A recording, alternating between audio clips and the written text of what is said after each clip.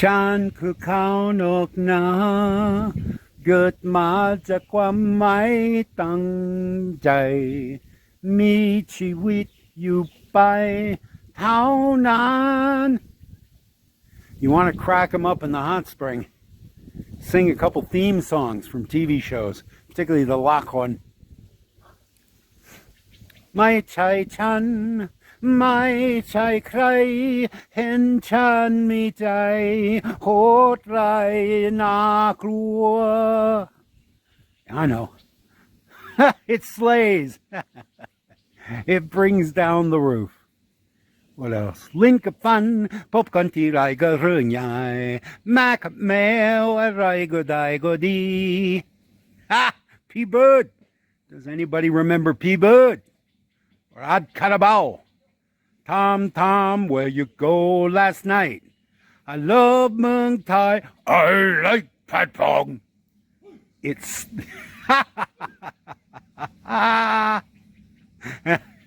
yeah. Man, it gets attention. They love it. They absolutely love it. And I love, my bursitis loves this water, man. I got to buy a meat thermometer. I got bursitis really bad in both shoulders. In my youth, I threw some weight around and fucked up my shoulders. I was over enthusiastic like many young men are in the gym. And I hurt myself for life. And it hurts almost every day. And this helps a lot. So if I've got two things to recommend today, it's the hot springs and learn how to sing a few popular songs. Yeah, well worth it.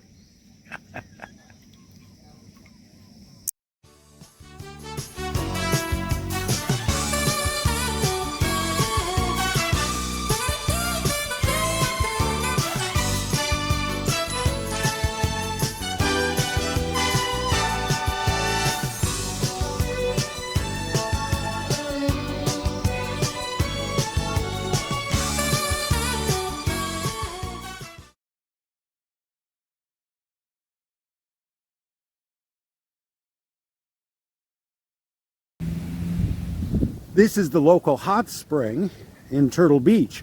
Hot springs are very common in the south. This piece of property was purchased 20 years ago and turned into a very expensive resort, which has only seen a handful of guests in the last 2 years. But the owners very kindly left this piece of land open and public, and they established this very well-maintained spring. And this is the local watering hole. In the morning, you come at about 6:30, 7 o'clock, and all the village elders are sitting in there soaking their bones and solving the world's problems in Lang Thai that I cannot understand, but I struggle valiantly to listen and hear. And of course, I've chosen a moment when nobody's in the spring because I don't really want to ask for consent in Thai this morning. This is the shrine. Behind those curtains, there is a piece of driftwood from the beach. I don't know why. But this is a maintained shrine. This is a living shrine. It's in use every day. It has, for some reason, a kitchen clock hung on the front of it. Anybody wants to comment in the comment section why they think there's a kitchen clock as part of this rural shrine. It honors the banyan tree that was here when Charlemagne signed the Magna Carta, or so we assume. There's no real telling. That's a big old tree, and undoubtedly it's got some kind of living spirit in it.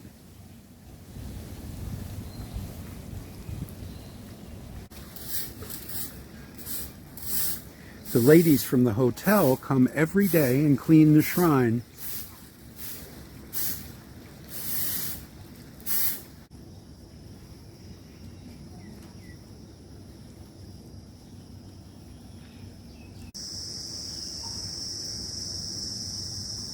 For some reason, banyans don't tend to attract mosquitoes, but they really attract ants.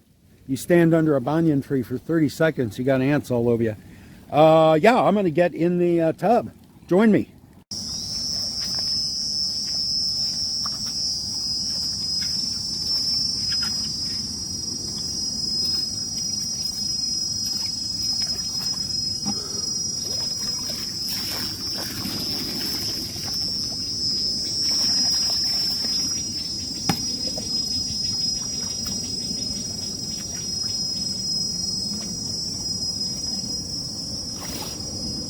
Ooh, ooh, ooh, ooh, ooh, ooh, ooh.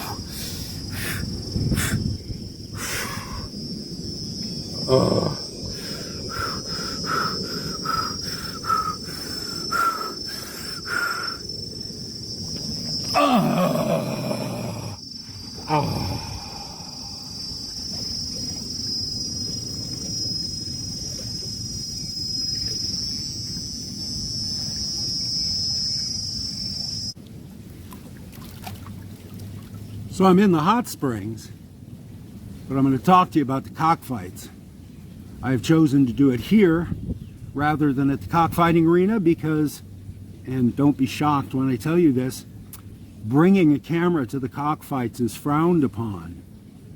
That's unfortunate because the animals themselves are absolutely gorgeous. They're beautiful, beautiful animals and very photogenic, and the owners have a love for these animals that's apparent. If you've ever gone to the veterinarian's office and the waiting room is full of old ladies holding their cats, and both the old ladies and the cats are afraid, and they're expressing this with body language, they're clinging to each other. That's kind of what it's like, except that instead of old ladies, it's really, really rough, rural, Southern Thai men, anywhere from 20 to 30. I've not seen any women participate. I've seen plenty of women in the stands, but I've not seen any women actually owning chickens. So they happen every Saturday, and I go every second or third Saturday, and it's a very intense environment. You've got about 300 people in a room the size of a middle school cafeteria. A lot of chickens doing what chickens do, make noise and shit. And there's no drinking. I can see tons of smoking and tons of betting. Hundreds of thousands of baht change hands with every bout. There's about 20 bouts on a Saturday. The chickens are 2 years old. And here's the thing, here's why I go. Well, first I go because I know that a third of the world's population will eat chicken and rice today. We slaughter billions and billions of chickens every single day on planet Earth. It is the most common carbohydrate protein combination in the human diet, anywhere, any continent, chicken and rice. And we slaughter them in very inhumane ways. They are in factory farms. They are, gouged through the chin and dragged alive through a conveyor belt where they are dismembered while they are still alive. They die in factory farms in horrible, painful, frightening ways.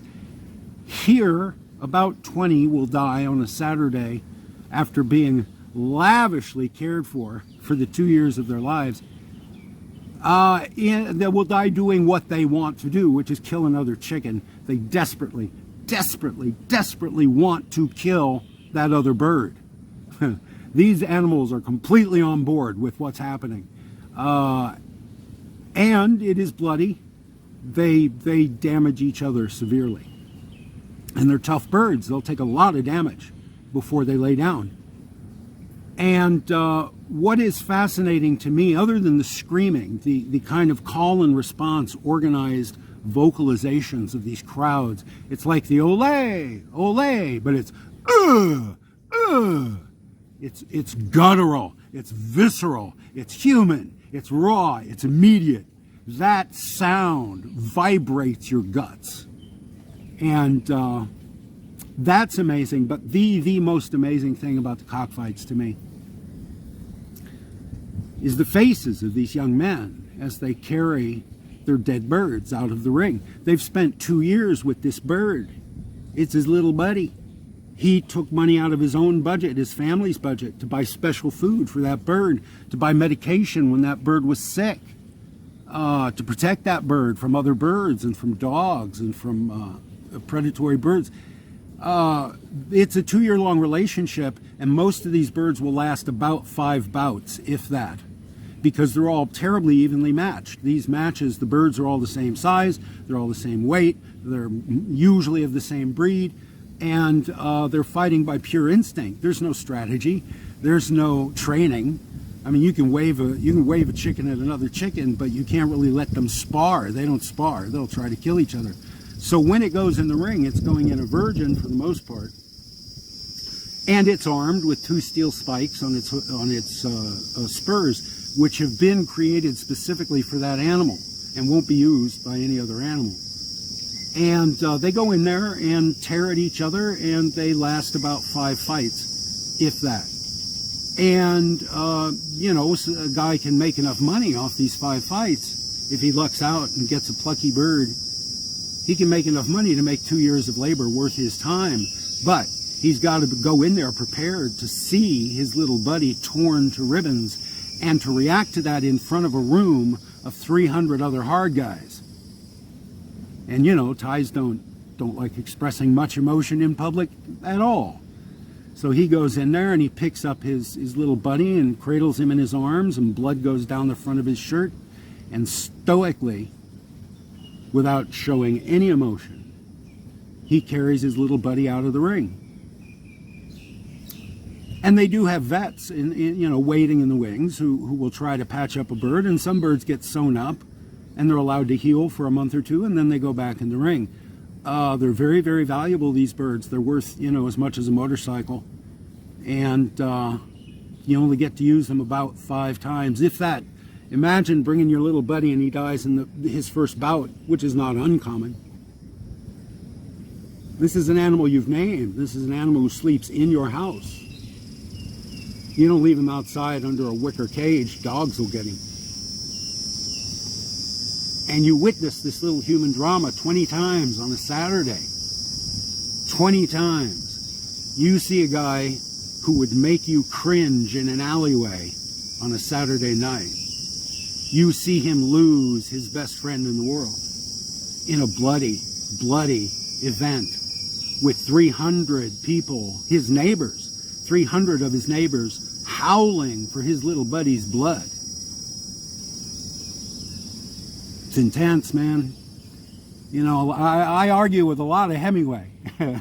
Love Hemingway, hate Hemingway, admire Hemingway, am jealous of Hemingway, and but he called it on the bullfights. You know, it's not about the bull. The bull is a prop. The bull is one of millions of farm animals that will die for the table today. It's about the bullfighter. It's about the size of his balls. And in a culture like this, where showing emotion is the worst thing a hard guy can do, you know, you have to be stone-faced to be to carry any weight in rural southern Thailand, and to face an event that you know could tear your heart out in front of 300 other hard guys, and know you're going to have to maintain your composure, not twitch an eyebrow. Man, that's deep. That's intense. So yeah, I go to the cockfights. I consider myself a humanist. I consider myself in favor of non-cruelty to animals. I won't buy a product that says, you know, we torture bunny rabbits or whatever. I mean, you know, I try to be humane. I don't think we have dominion on this planet. I think we share this planet with the animals. But we have eyes in the front of our skulls, which means we're predators. All of our sports are based on throwing at a target or chasing something. Every one of our sports, and I don't count ice dancing as a sport. But you know what I mean. We have a thrill when we see something die, particularly males of our species. We are programmed to enjoy seeing a violent, bloody death, because that's how we fed our families for 1 million years. So I go to the cockfights. Judge me if you must. And I really wish I could have done this from the arena. Oh well. Maybe someday they'll let me in the arena with my camera and I'll do a piece about the hot springs. Thanks for watching.